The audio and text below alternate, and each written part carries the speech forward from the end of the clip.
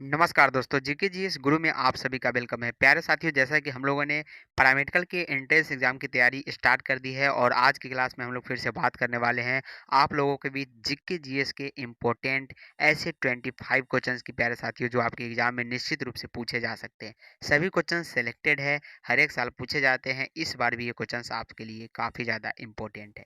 चलिए आज की क्लास को करते हैं फटाफट से स्टार्ट। जितने भी स्टूडेंट जुड़ गए हैं, फटाफट से शेयर कर दीजिए आज की क्लास को सभी भाई-बहन, दोस्त जितने भी ग्रुप है सभी में, ताकि सभी स्टूडेंट जुड़ पाएँ। पहला नंबर सवाल आपके स्क्रीन के सामने है कि भारत में मिट्टी, यहाँ पे कौन-सी मिट्टी सर्वाधिक है? ये आपसे क्वेश्चंस पूछा जा रहा है कि भारत में कौन-सी मिट्टी जो है सर्वाधिक मात्रा में पाई जाती है? अलुवियल, काली मिट्टी, लाल मिट्टी या लेटराइट मृदा? प्यारे साथियों, यहाँ पे आंसर भी आपको नज़र आ रहा होगा। पीडीएफ में सभी चीज़ उपलब्ध है, सिर्फ आपको ज्वाइन कर लेना है टेलीग्राम चैनल, वहाँ पे प्रोवाइड आपको कर दिया जाएगा पीडीएफ। तो भारत में कौन सी मिट्टी सर्वाधिक है? याद रखिएगा, अलवियल, यानी ऑप्शन नंबर ए जो होगा इस प्रश्न का राइट आंसर होगा। नेक्स्ट क्वेश्चन है कि हीराकुंड जल विद्युत परियोजना किस नदी पर स्थित है? जी हाँ दोस्तों, हीराकुंड जल विद्युत परियोजना जो है ये किस नदी पर स्थित है? ये क्वेश्चन आपसे पूछे जा रहे हैं। तो हीराकुंड जल विद्युत परियोजना के बारे में अगर हम बात करें, क्या चंबल है, गंडक है, महानदी है या सोनभद्र है? हीराकुंड जल विद्युत परियोजना जो है ये किस नदी पर स्थित है? याद रखिएगा, ये महानदी पे स्थित है। कहाँ पे? महानदी, यानी ऑप्शन नंबर सी जो होगा इस प्रश्न का राइट आंसर होगा। क्वेश्चन नंबर थर्ड है आपके स्क्रीन के सामने कि निम्नलिखित में से मध्य प्रदेश का कौन सा शहर शिप्रा नदी के तट पर बसा हुआ है? यानी मध्य प्रदेश का ऐसा कौन सा शहर है जो शिप्रा नदी के तट पर बसा हुआ है? तो क्या इंदौर है, उज्जैन है, ग्वालियर है, भोपाल है? चार ऑप्शन आपके स्क्रीन के सामने है और इसी प्रकार के ऑप्शन जो है आपके एग्जाम में मिलेंगे। एक ऑप्शन अगर आपका राइट हो जाएगा तो 5 नंबर आपको दिए जाएंगे पूरे पूरे। तो मध्य प्रदेश का कौन सा शहर जो है शिप्रा नदी के तट पर बसा हुआ, ये सवाल आपसे पूछे जा रहे हैं। उज्जैन को याद रखिएगा। किसको? उज्जैन को याद रखिएगा, ये शिप्रा नदी के तट पर बसा हुआ है। नेक्स्ट क्वेश्चन है कि मणिकर्ण गर्म जल स्रोत किस राज्य में स्थित है? जी हाँ दोस्तों, मणिकर्ण गर्म जल स्रोत जो है ये किस राज्य में स्थित है? उत्तराखंड, हिमाचल प्रदेश, जम्मू एंड कश्मीर या गुजरात? चार ऑप्शन है, फटाफट से आंसर बताइएगा। तो मणिकर्ण गर्म जल स्रोत जो है ये जो है हिमाचल प्रदेश में स्थित है। ऑप्शन नंबर यहाँ पे बी जो होगा राइट आंसर होगा। हरित क्रांति का पिता किसे कहा जाता है? जी हाँ, हरित क्रांति का पिता जो है किसे कहा जाता है? क्या डॉक्टर एम एस स्वामीनाथ को, नॉर्मन बोरलैग को, वर्गीस कुरियन को या उपरोक्त में से कोई नहीं? तो हरित क्रांति का पिता जो है याद रखिएगा नॉर्मन बोरलैग को कहा जाता है। ऑप्शन नंबर यहाँ पे क्या होगा? बी जो होगा बिल्कुल राइट आंसर होगा। 6 नंबर सवाल है कि क्षेत्रफल के मामले में निम्नलिखित में से कौन सा देश भारत से बड़ा नहीं है? क्षेत्रफल के मामले में यहाँ पे पूछा जा रहा है कि कौन सा देश जो है भारत से बड़ा नहीं है? तो भारत से बड़ा कौन सा नहीं है? इंडोनेशिया नहीं है। ऑस्ट्रेलिया, ब्राजील और कनाडा तीनों है, बट यहाँ पे इंडोनेशिया बिल्कुल भी नहीं है, याद रखिएगा। निम्नलिखित में से भारत में ही उत्पन्न होने वाली सबसे लंबी नदी कौन सी है?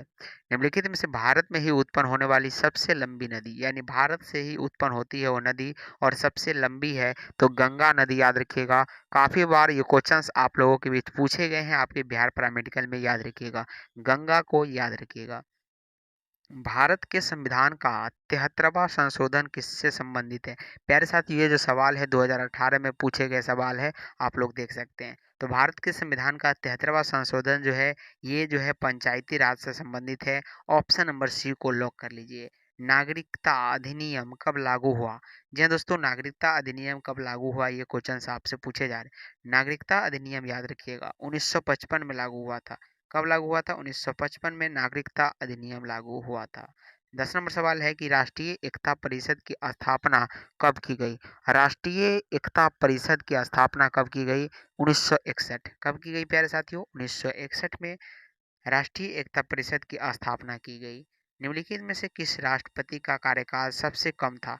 सबसे कम पूछा गया है कि कौन से ऐसे राष्ट्रपति था जिसका कार्यकाल था, तो जाकिर हुसैन याद रखिएगा सबसे कम दिन तक रहने वाला यहाँ पे राष्ट्रपति था। तरिंगनी में किस इतिहास का वर्णन है? प्यारे साथियों, कश्मीर के बारे में इसमें वर्णन किया गया है। किसके बारे में? कश्मीर के बारे में। द्वितीय बौद्ध संगीति कहाँ आयोजित की गई थी? द्वितीय बौद्ध संगीति जो है, याद रखिएगा, राजगिरी, काशी, वैशाली, सारनाथ। प्यारे साथियों, द्वितीय बौद्ध संगीति कहाँ आयोजित की गई थी? वैशाली में। कहाँ किया गया था? वैशाली, याद रखिएगा। ऐसे क्वेश्चंस इंपॉर्टेंट होते हैं। उम्मीद है कि आवाज़ भी पूरी तरह से आप लोगों के बीच पहुँच रही होगी। निम्नलिखित में से किसे एक रात के नाम से जाना जाता है? प्यारे साथियों, महापंदानंद को एक रात के नाम से हम लोग जानते हैं। ऐसे-ऐसे क्वेश्चंस जो है जीके जीएस से पूछे जाते हैं और इसीलिए जीके जीएस गुरु पर ऐसे क्वेश्चंस को आपको कराया जा रहा है, सिलेक्टेड क्वेश्चंस, जो आपकी एग्जाम में 100% उम्मीद है कि सवाल पूछे जाएँगे। कुछ ही महीने बच चुके हैं अब आपके एग्जाम के लिए और सवाल निश्चित रूप से यहीं से पूछे जाएँगे। उम्मीद है कि आप लोग लास्ट तक बने रहिएगा और क्वेश्चंस भी अच्छा लग रहा होगा। सिंधु घाटी सभ्यता की प्रमुख विशेषता क्या थी? तो शहरी सभ्यता थी, आप लोगों को पता होगा। नेक्स्ट क्वेश्चंस की ओर बढ़ते हैं। निम्नलिखित में से कौन सी फसल जो है भूमध्य रेखीय फसल है? भूमध्य रेखीय फसल जो है रबर है। रबर की खेती जो है भूमध्य रेखीय की जाती है। 17 नंबर है कि निम्नलिखित में से कौन सा एल्युमिनियम अयस्क सर्वाधिक महत्वपूर्ण है? तो बॉक्साइट। बॉक्साइट से है एल्युमिनियम प्राप्त की जाती है, याद रखिएगा। 80 नंबर क्वेश्चन है कि सरहिंद नहर किस नदी पर स्थित है? प्यारे साथियों, सतलुज पर है। कहाँ पे है? सतलुज। ऑप्शन नंबर यहाँ पे ए जो होगा राइट होगा। उपापचय क्या है? प्यारे साथी, उपापचय क्या है जरा बताइएगा। तो जैव अणु का संश्लेषण और टूट जाना ही उपापचय कहलाता है, यानी ऑप्शन नंबर सी राइट होगा। प्यारे साथी, ये जो क्वेश्चन है ये कभी कभी आपके जीके जीएस में भी पूछे जाते हैं और बायोलॉजी से भी ये क्वेश्चन उठाए जाते हैं। भारत में बॉक्साइट का सर्वाधिक उत्पादन किस राज्य द्वारा किया जाता है? भारत में बॉक्साइट, याद रखिएगा, एल्युमिनियम का अयस्क है और ये ओडिशा में सबसे ज़्यादा किए जाते हैं। कहाँ पे किए जाते हैं? ओडिशा में। चलिए, भारतीय वन जीवन में फ्लाइंग फॉक्स क्या है? तो ये क्या है? चमगादड़ है। ऑप्शन नंबर यहाँ पे ए जो होगा बिल्कुल राइट आंसर होगा। फोबोस और डाइमोज निम्नलिखित ग्रहों में से किसकी प्राकृतिक उपग्रह है? तो ये मंगल की है। ऑप्शन नंबर ए को लॉक कर लीजिएगा। मरुभूमि राष्ट्रीय उद्यान किस प्रदेश में है? राजस्थान।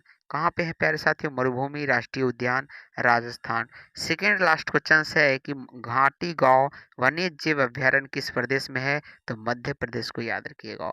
और आज का लास्ट क्वेश्चन है कि बांधवगढ़ राष्ट्रीय उद्यान किस प्रदेश में है? तो ये मध्य प्रदेश में। राष्ट्रीय उद्यान से भी ये क्वेश्चन आपसे पूछे जाते हैं। प्यारे साथियों, 25 क्वेश्चंस थे। उम्मीद है कि 10 मिनट के अंदर ये क्वेश्चंस आपको कंप्लीट हो गया होगा।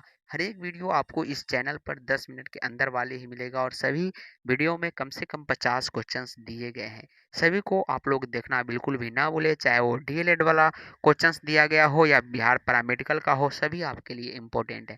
मिलते हैं फिर से नेक्स्ट क्लास में, तब तक के लिए जय हिंद एंड जय भारत।